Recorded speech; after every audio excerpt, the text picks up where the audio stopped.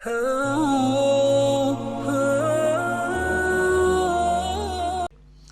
ایک اور جملہ اس میں وہ بولتے تھے کہ وقال الظالمون، یہ ظالم کہتے ہیں ان تتبعون الا رجلا مسحورا، کہ تم تو پیروی نہیں کر رہے ہو مگر ایک ایسے شخص کی جو جادو زدہ ہے، جس کے اوپر جادو کر دیا گیا ہے، نعوذ باللہ من ذالک۔ اچھا، اسی آیت سے کچھ لوگوں نے پلی لی اور انہوں نے صحیح بخاری اور صحیح مسلم کی ان احادیث کا انکار کیا جو تواتر کے ساتھ اہل سنت اور اہل تشیع کے ہاں کامن موجود ہے۔ ہمارے اپنا تحقیق کے مطابق اہل سنت میں کسی بھی امام نے ان احادیث کا انکار نہیں کیا، نہ اہل سنت میں نہ اہل تشیع کے اندر، کہ آپ صلی اللہ علیہ وسلم پر بھی جادو کیا گیا ایک یہودی کی طرف سے۔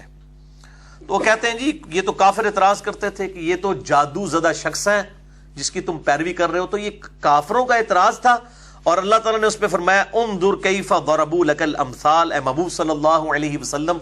ذرا دیکھو تو یہ تمہارے لیے کیسی مثالیں بیان کرتے ہیں، فضلوا، پس گمراہ ہو گئے، فلا یستطیعون سبیلا، تو یہ اب ہدایت اور سیدھا راستہ نہیں پا سکتے۔ تو وہ یہ آیات پڑھ کر ہمیں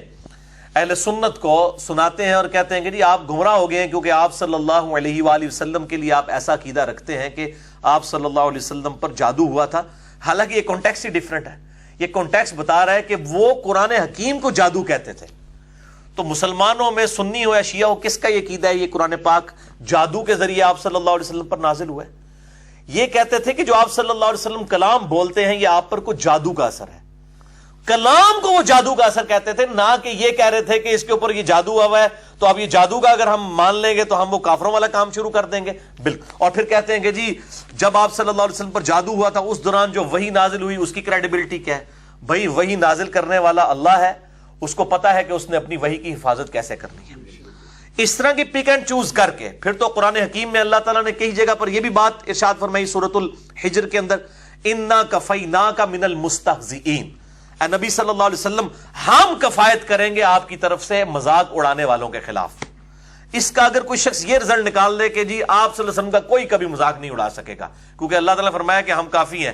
کفایت کرنے کے لیے، تو کیا مذاق نہیں اڑایا جا رہا؟ پچھلے 100 سال کے اندر 60,000 کتابیں لکھی گئی ہیں آپ صلی اللہ علیہ وآلہ وسلم کے خلاف، روزانہ کی تقریباً 2.5 کتابیں بنتی ہیں یہ، تو جتنا مذاق اب اڑایا جا رہا ہے پہلے تو نہیں اڑایا جا رہا تھا۔ تو اس کا پھر ہم کہیں گے کہ مذاق تو اڑایا جا رہا ہے لیکن اسی تیزی سے اسلام بھی پھیل رہا ہے۔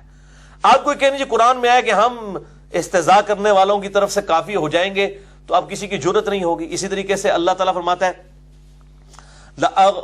کتب اللہ لأغلبن انا ورسولی، کہ اللہ تعالیٰ نے یہ بات طے کر دی ہے کہ میں اور میرے رسول ہی غالب رہیں گے، اور نبی صلی اللہ علیہ وسلم کی اللہ تعالیٰ حفاظت فرمانے والا ہے، ٹھیک ہے۔ واللہ یعصمک من الناس، یہ بھی قرآن حکیم میں آتا ہے، اے نبی اللہ تعالیٰ آپ کو لوگوں کے شر سے بچائے گا۔ اچھا، اگر یہی مطلب ہے تو پھر غزوہ احد میں آپ صلی اللہ علیہ وسلم کے دانت کیوں شہید ہوئے؟ تو فوراً یہ بھی تعویل شروع کر دیں گے، اور اس کا ذکر تو قرآن میں سورہ ال عمران میں ہے کہ جب آپ کی شہادت کی خبر بھی مشہور ہو گئی، وما محمد الا رسول قد خلت من قبلہ الرسل افإن مات او قتل انقلبتم علی اعقابکم، یعنی مسلمانوں نے تلواریں پھینک دی کہ نبی صلی اللہ علیہ وسلم دنیا سے چلے گئے تو اب ہم کیا کریں؟ تو اللہ تعالیٰ نے فرمایا ہمارے نبی پہ احسان کیا ہے، محمد تو نہیں مگر ایک رسول صلی اللہ علیہ وآلہ وسلم،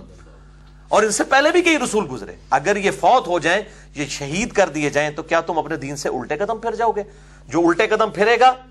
تو وہ اللہ تبارک و تعالیٰ اس کی پکڑ فرمانے والا ہے، اور ثابت قدم رہنے والوں کو اللہ تعالیٰ جو ہے وہ جزا دے گا، اور یہ الٹے قدم پھرنے والے اللہ کا کوئی نقصان نہیں کر سکیں گے۔ تو اب یہ حفاظت اسی طریقے سے طائف میں صحیح مسلم میں ڈیٹیل آتی ہے، آپ صلی اللہ علیہ وآلہ وسلم پر پتھروں کے ذریعے جو ہے وہ پتھروں کی بارش کی گئی، نوجوان لڑکوں کی طرف سے مارا گیا، ان بچوں نے جن کو لگا دیا تھا آپ صلی اللہ علیہ وآلہ وسلم کے پیچھے، حتیٰ کہ آپ صلی اللہ علیہ وآلہ وسلم کے خون مبارک سے آپ کے نالین مبارک بھی جو ہے وہ بھر گئے۔ تو آپ کہیں گے جی اللہ تعالیٰ نے حفاظت کی ذمہ داری لی تھی تو یہ کیسے ہو گیا؟ غزوہ احد میں دانت کیوں شہید ہو گئے؟ تو حفاظت کی ذمہ داری سے مراد ہے کہ یہ دین قیامت تک کے لیے قائم رہے گا، اور آپ صلی اللہ علیہ وسلم کو اس وقت تک نہیں اٹھایا جائے گا دنیا سے جب تک کہ آپ صلی اللہ علیہ وآلہ وسلم کا دین کامل حالت میں آپ امت تک نہ پہنچا دیں۔